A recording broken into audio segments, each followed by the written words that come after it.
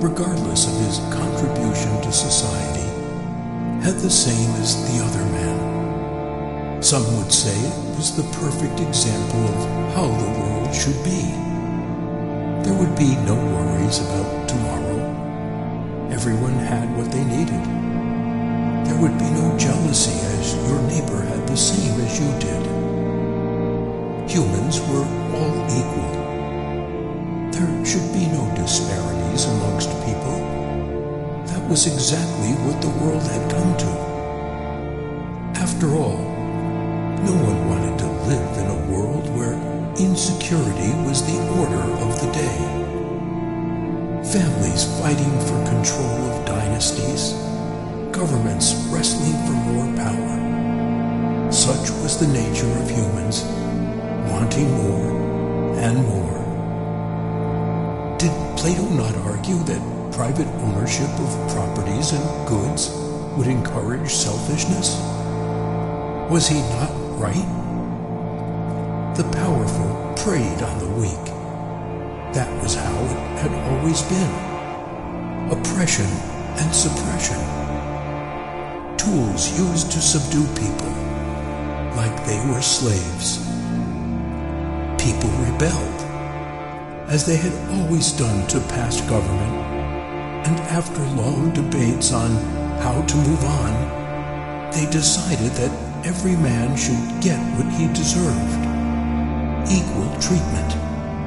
That was the new religion. That was what the world had become. Right now, at this very moment, even though great philosophers only theorized about living in this kind of world, they believed it was the perfect world, one without violence, where human beings had learned to subdue themselves and become rational, morally upright people. Resources would thrive because people would be using them the right way. There would be no exploitation, no discrimination. There would be no rich, no poor, just people. The schools where children learned would teach them.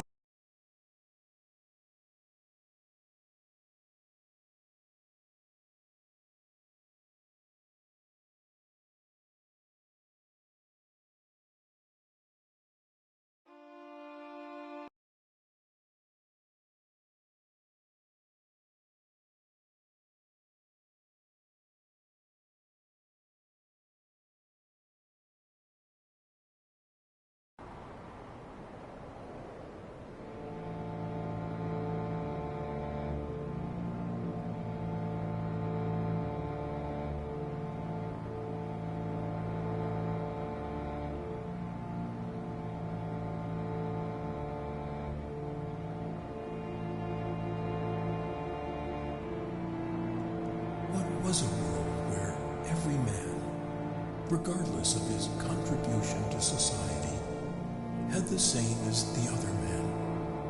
Some would say it was the perfect example of how the world should be. There would be no worries about tomorrow.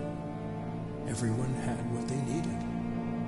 There would be no jealousy as your neighbor had the same as you did. Humans were all equal. There should be no disparities amongst people. That was exactly what the world had come to. After all, no one wanted to live in a world where insecurity was the order of the day. Families fighting for control of dynasties, governments wrestling for more power. Such was the nature of humans, wanting more and more. Did Plato not argue that private ownership of properties and goods would encourage selfishness? Was he not right? The powerful preyed on the weak. That was how it had always been. Oppression and suppression. Tools used to subdue people, like they were slaves.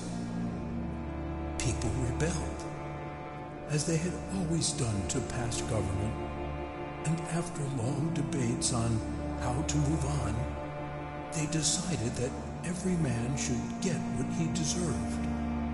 Equal treatment. That was the new religion. That was what the world had become.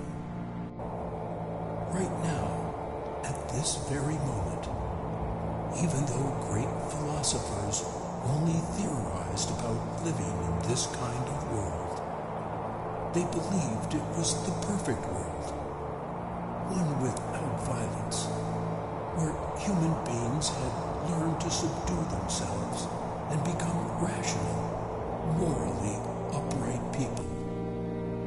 Resources would thrive because people would be using them the right way. There would be no exploitation, no discrimination. There would be no rich, no poor, just people. The schools where children learn would teach them how to live in a society like that, a sort of brainwashing. If they wanted a happy society, they had to live in harmony with their neighbors. That in itself was not a bad thing, but where was the means to protect oneself if such a system failed? There were no measures in place. For the average Tom, Dick, and Harry, it seemed like a beautiful world. They had their wife and kids, and the government shared the resources amongst everyone as equally as they could. Who knew the world could be so peaceful? Digging deeper into this perfect glass ball the world was shaping out to be, there were some cracks that no one wanted to notice. Blissful ignorance. If it wasn't seen, it wasn't real.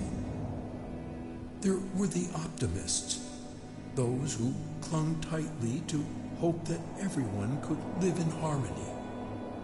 People didn't always have to live in chaos. The old world was plagued with wars, suicides, insecurity, and all different vices. People suffered under the tyranny of leaders and powerful men alike. Humans had gotten here already, meaning that everything could be even better. When there was cooperation, there was little that could not be achieved. That was how the Tower of Babel was built, right?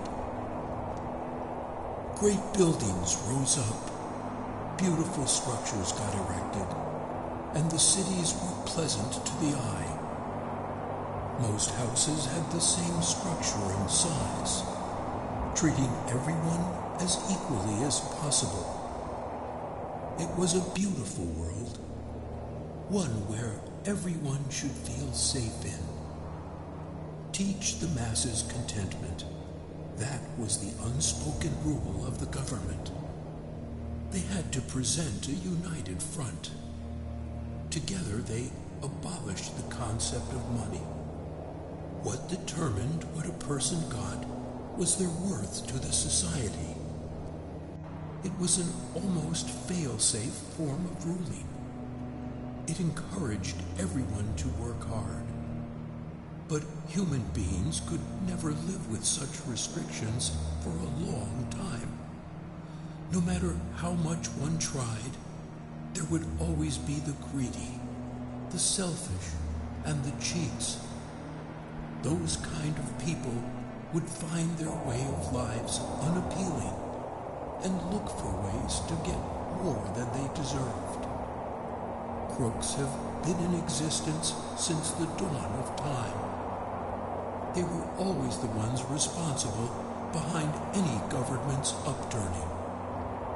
They would look at equality and scoff, not wanting to be at the same level as anyone else.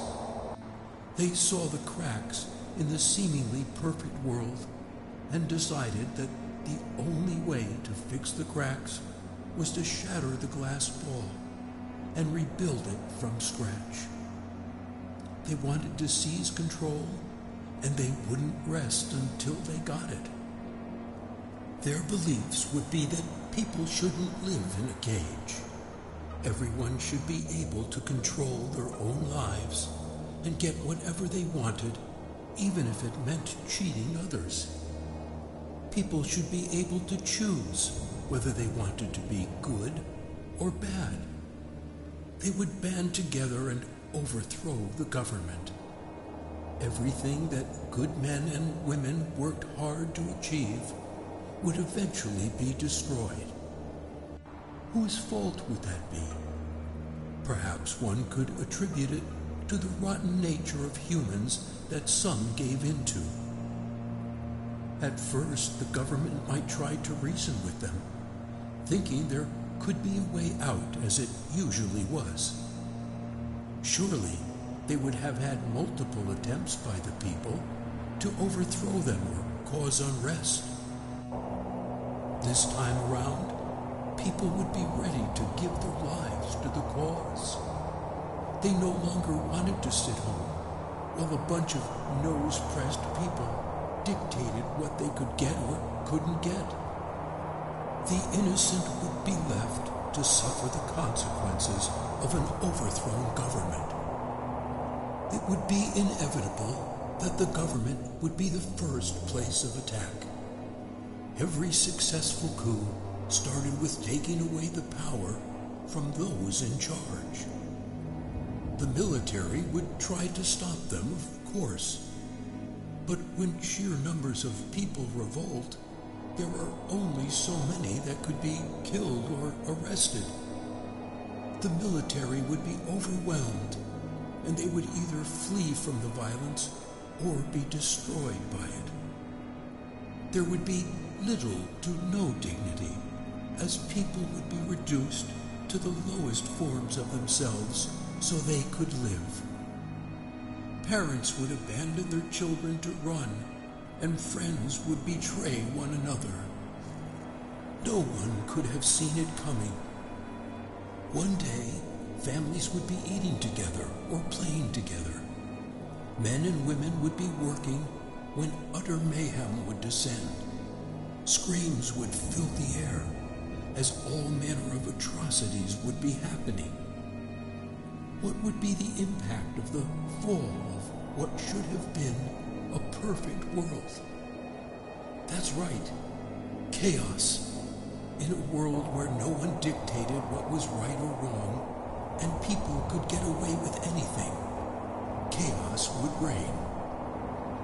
It only showed that humans could not function as reasonable, morally upright individuals without the punishment-reward system.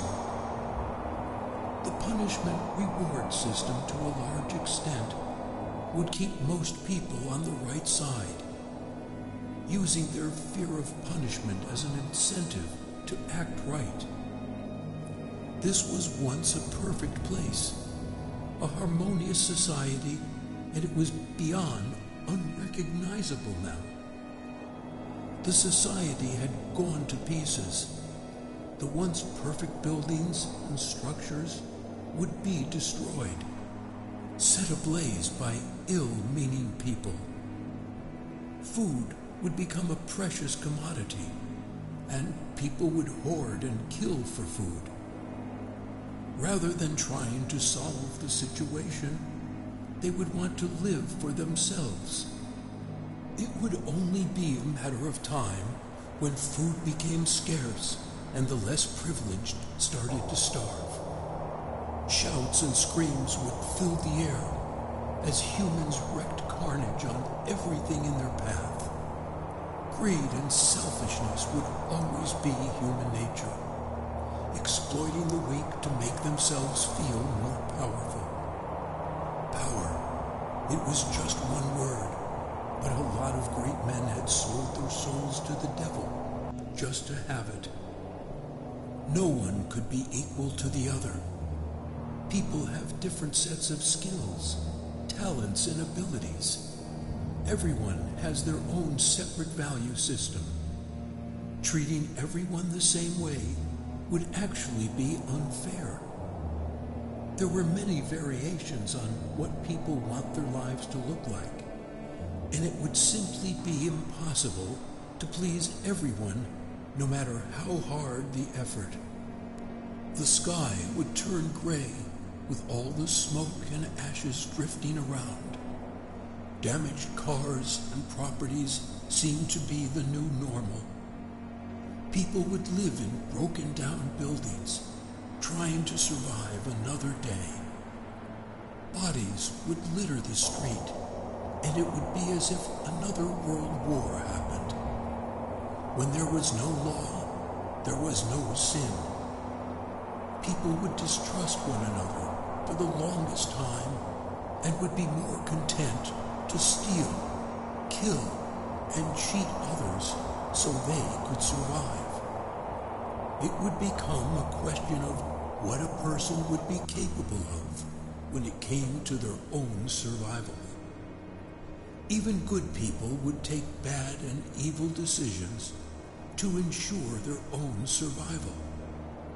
How much more those who are wicked and evil